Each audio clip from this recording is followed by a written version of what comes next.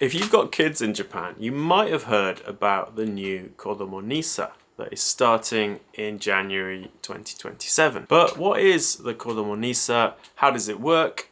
How can you use it? How is it different from the old Junior NISA? Who should be thinking about using this stuff? How should you be thinking about it? And there are so many questions that you possibly have. Let's talk about it.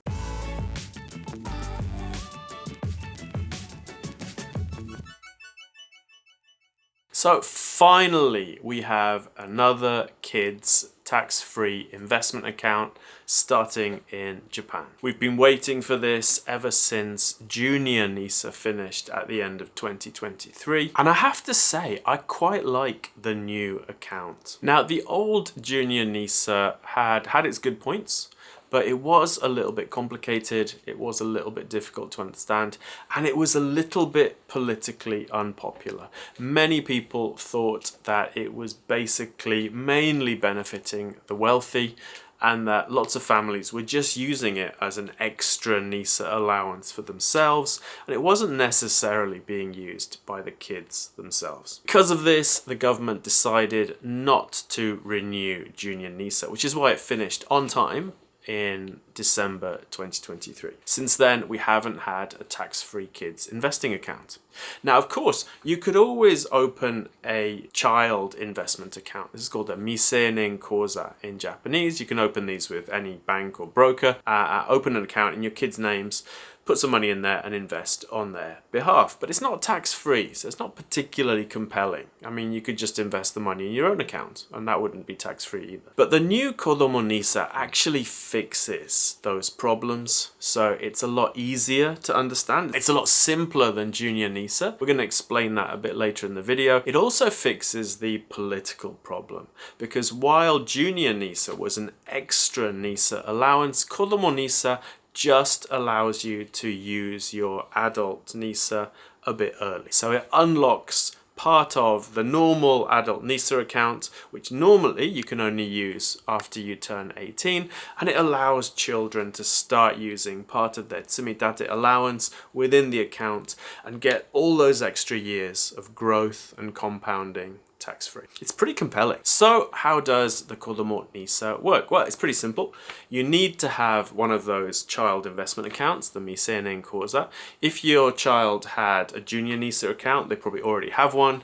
If you opened one for them anyway, you already have one. If you don't have one, you have until the end of this year to open one in order to get ready to start using Kodomo NISA from January. Once Kodomo NISA is up and running, it's going to work pretty much exactly the same as the tsumitate portion of the current NISA account. So you're going to be restricted to a certain list of mutual funds in there. You're going to have to set up a monthly purchase, and it's likely that there'll be some way of making spot purchases using some kind of bonus system or top-up system as well. The limits are quite a bit lower, so you're going to be able to put in up to 600,000 yen per year into the Kodomo NISA, and it's going to be capped at 6 million in contributions. So if you're lucky enough to be able to max out a Kodomo NISA account, once you've paid in for 10 years, that's going to be it. You're not going to be able to put in any more money. But of course, the money is going to be able to grow beyond that. Most people, I doubt, are going to be able to max out a Kodomo NISA account. So you can put in money as long as you want to,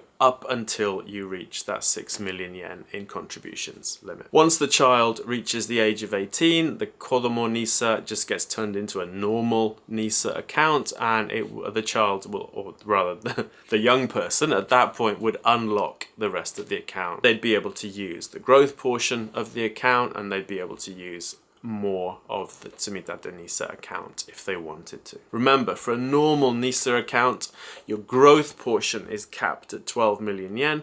The tsumitate portion is not capped. And in total, you can put in up to 18 million yen. So if a child reach the age of 18 with a full Kodomo NISA account, they would then be able to put in a further 12 million yen as an adult into their NISA before it was full of contributions. There's a couple of more things you need to know about the account.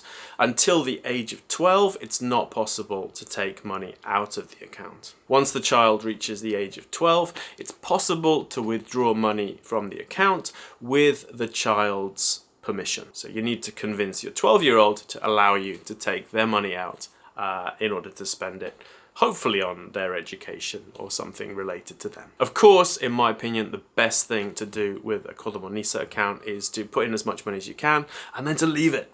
Leave it for 70 years. And then when the person, when your child becomes, retires at the age of 70, they'll have quite a substantial amount of money to help fund their retirement. Some families are not going to be able to do that, and that would make NISA a very good way to maybe save some money for educational expenses, maybe for, getting a young person started in life and that kind of thing. Dump that into your kids' Kodomo NISA accounts, but for most people, it's not going to be possible to do that, and it's probably not a good idea to not save and invest for yourself, but instead put that money into your child's name and give them control over it. Because at the end of the day, an account in your child's name means that the money is legally theirs. They will get control of it eventually, and they may choose to spend it in a way that you don't approve of. Be able to close the NISA account and give you the contents.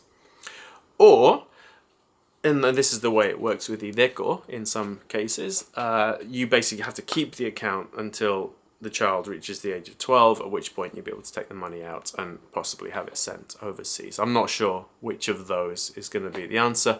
I'm probably going to be able to ask Rakuten about that a bit later in the year, but for now, not sure. So, if you're planning to leave Japan in the next couple of years, maybe don't bother faffing around with Kodomo NISA. But for people who are in between those two scenarios, I'm not sure what the answer is. Now, how about gift tax and inheritance tax?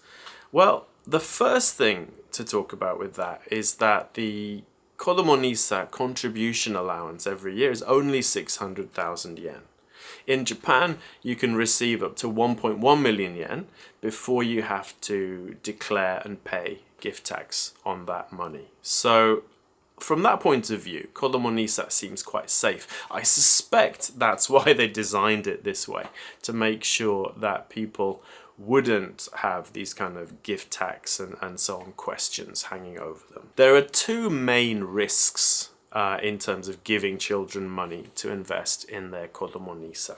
The first one is that the gifts may be deemed to be one large gift that you are sneakily breaking into sections in order to avoid paying gift tax on it. Most of the kind of videos and discussions I've seen in Japanese on this topic agree that it seems fairly unlikely that the tax office would go after Kodomo NISA in particular on this one.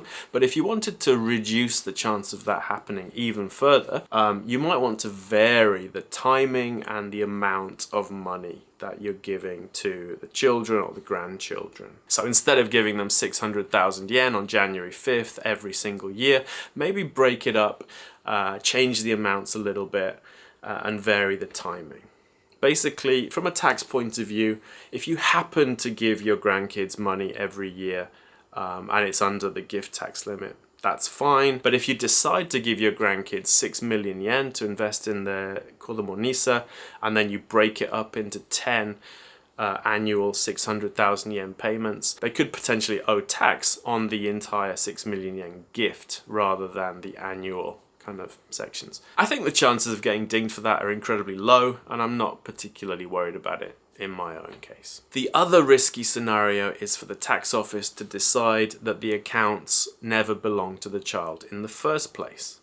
And this has lots of precedent in the past, many with bank accounts, where, for example, a grandparent might open an account in a grandchild's name, put money in it, but not tell the child about it. So the child didn't have knowledge of the account and they didn't have access to the account. And in that case, the tax office may decide that the account never belonged to the child in the first place. And this could potentially happen with Kodomo NISA if you don't tell your children about the accounts and if you don't give them access to them when they reach the age of 18. Easiest way to avoid this scenario is to tell the children about the account, maybe talk about it with them, discuss it, run it together, and then as they get older, give them more control and more access to the accounts until they get full control when they reach the age of 18. Am I planning to use Kodomo NISA? Why, yes, I am. So you might know that I have 4 grandkids in Japan. I've got 2 abroad as well. But the 4 in Japan, 3 of them have Junior NISA accounts, and 1 of them was born after Junior NISA finished. So we're going to have to open a new account for him. I've been hassling his parents already to open up that child investment account, the miseinenkouza, for him. And so once we get closer, I'm sure that the brokers will start opening up applications, probably in December or so. We'll apply for Kodomo NISA accounts for all 4 of them, and my wife and I are planning to put some money into each of their accounts. I don't think we're going to be able to fill them. That's a bit much, but we'll put a little bit of money in, and hopefully the parents can chuck some money in, the other grandparents can chuck some money in, and so on. I don't think we're going to need to move money from their Junior NISA into their Kodomo NISA. We should be able to put in enough money in new funds, so that's not necessary. But if your kids have existing Junior NISA accounts and you've got some money in there invested and it's growing, those accounts remain tax-free until the child is 18. Now, if you're not going to be able to put substantial amounts of money into Kodomo NISA and you've got this money in Junior NISA, it may well make sense for you to sell the Junior NISA investments, move that money into the Kodomo NISA, and have it continue growing in there. The reason I think that might be a good idea is because, assuming the money's invested and it's growing over time, if you move the money over now, it will use up today's price worth of the contribution allowance. But if you wait another 5 years, 10 years time, that money will have grown, and when you move it over, it's going to use up 150% of today's price in contribution allowance, maybe 200% of today's price in contribution allowance. So the sooner you move it over, assuming that you didn't have fresh money to put in there, that might be beneficial as well. Something to think about. But what do you think? Had you heard about these new accounts? Were you aware of how they worked? And most importantly, are you planning to use them? Please leave us a comment. Let us know your thoughts on today's topic. Thank you for watching, and we'll see you in the next video.